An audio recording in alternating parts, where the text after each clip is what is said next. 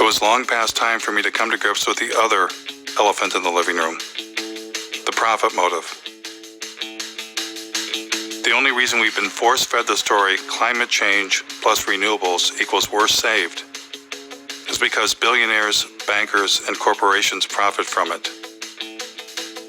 And the reason we're not talking about overpopulation, consumption, and the suicide of economic growth is that would be bad for business, especially the cancerous form of capitalism that rules the world, now hiding under a cover of green. Today, Bloomberg Philanthropies is making, I'm happy to announce, a new investment of $30 million in the Beyond Coal campaign. We have more. I'm glad to say that more than a dozen additional funders have committed to match that $30 million. And who were these new partners? One of them was Jeremy Grantham, billionaire, world's leading timber investment advisor. They were not investing in trees to turn them into nature preserves, which might answer another riddle. Why is this name redacted on the Sierra Club's tax return? Would they be embarrassed to take $3 million from a man who made his living selling the forests of the world? Bloomberg bringing a timber investment billionaire to the party was no coincidence. Bloomberg sponsored a UN climate session to discuss wrapping up biomass and biofuels around the world. Billionaires were in love with the idea of turning what was left of nature into green profits. Remember when Al Gore had gotten Richard Branson to invest billions into saving the planet? Richard Branson, founder of Virgin Atlantic, powered a Boeing 747 from London to Amsterdam on a coconut oil mixture to highlight the potential of this amazing oil as a clean energy biofuel. Branson had actually invested in biofuels. He was attempting to replace the jet fuel damaging the planet with biofuels that required the consumption of the living planet. And it was game on for the airline industry.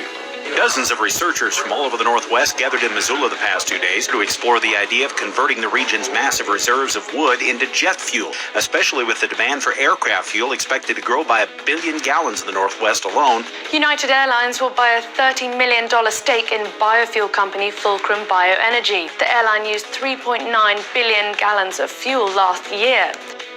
What technology was Silicon Valley billionaire Vinod Khosla hoping to profit from?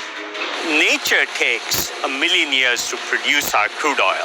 Kior can produce it in seconds. The company took over this old paper mill where logs are picked up by a giant claw, dropped into a shredder, and pulverized into wood chips. Clean green gasoline.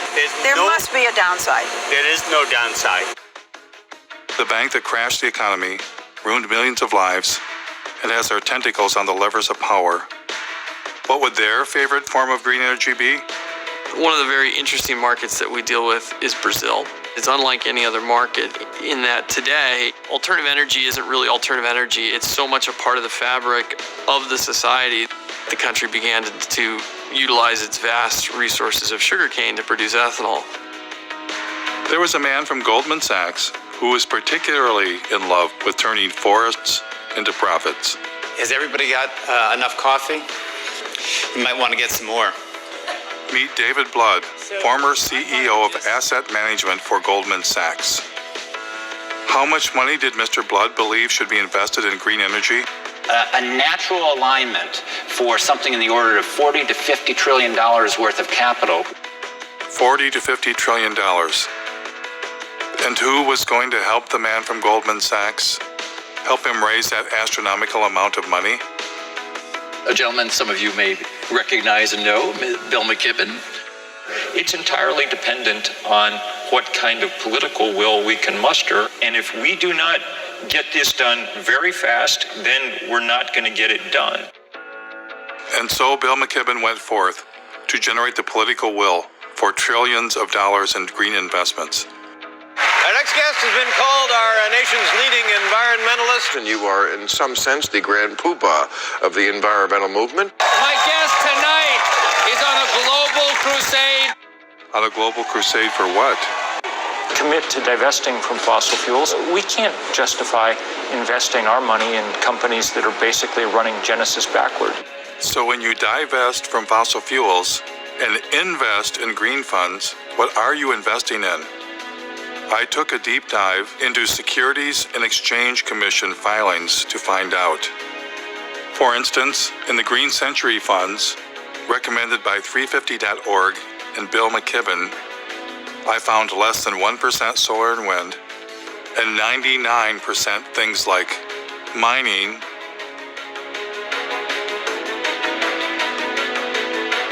oil and gas infrastructure companies, including a tar sands exploiter, McDonald's, one of the companies driving meat consumption across the planet, Archer Daniels Midland, one of the world's largest producers of biofuel, Coca-Cola, the largest creator of plastic pollution on Earth, logging and paper companies, including one that brags about biomass burning, and banks. Lots of banks, including BlackRock, the largest financer of deforestation on Earth. The business that they're engaged in is actually destroying our life support system. The Sierra Club also partners with a green fund called Aspiration. Aspiration also includes dozens of companies profiting from the destruction of the planet, including Chevron, ExxonMobil, Chesapeake Energy. In order to maximize the production potential of the well, the shale formation will be hydraulically fractured. The Russian gas giant Gazprom. Gazprom owns the world's largest explored gas reserves, 36 trillion cubic meters.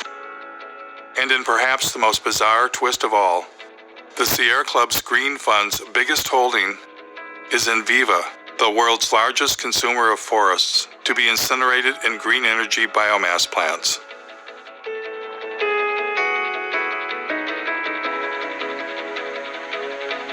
Of course, one investment option is a green fund run by Bill McKibben's buddy, David Blood. And who was the chairman of this fund? Someone familiar. Use capitalism that gives incentives for people to do their best.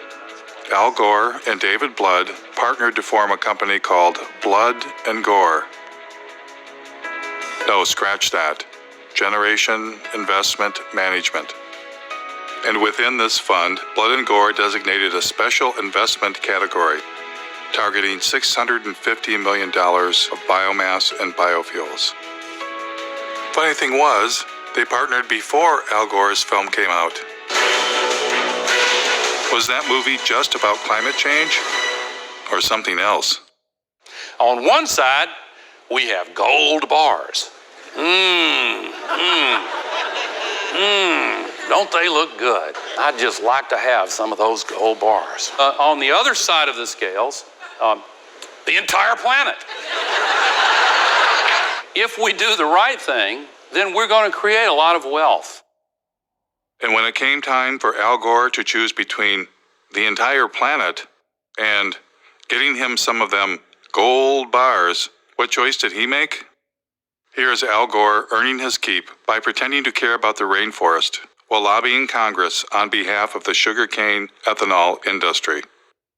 Any comment on the Brazilian effort here with the issue of the possibility of expanding into that Amazon River basin with further deforestation to produce more ethanol out of sugarcane is a worry, and apparently you're not as concerned about that. No, I am. I simply forgot.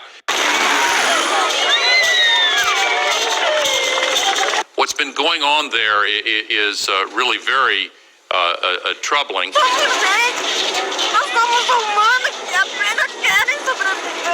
And with your permission, I'll show you a very quick example of it over a period of 25 years. The invasion of sugarcane monocultures in the region clashes with the indigenous people's right to land. These are images of a last-ditch attempt by the Guarani Kaiowá to resist eviction. Important to note that the exploitation of the sugarcane growing areas in Brazil does not have to inevitably have the knock-on consequence of causing destruction in the Amazon. Sugarcane fields are burning. They set alight before the harvest to eliminate the leaves and tops of the plant, which makes cutting more efficient. Environmentalists blame the seemingly endless sugarcane fields for air and water pollution on an epic scale. And along with deforestation, the threat it poses to the environment is becoming clear. Once the indigenous families were expelled, the landowners set their homes on fire.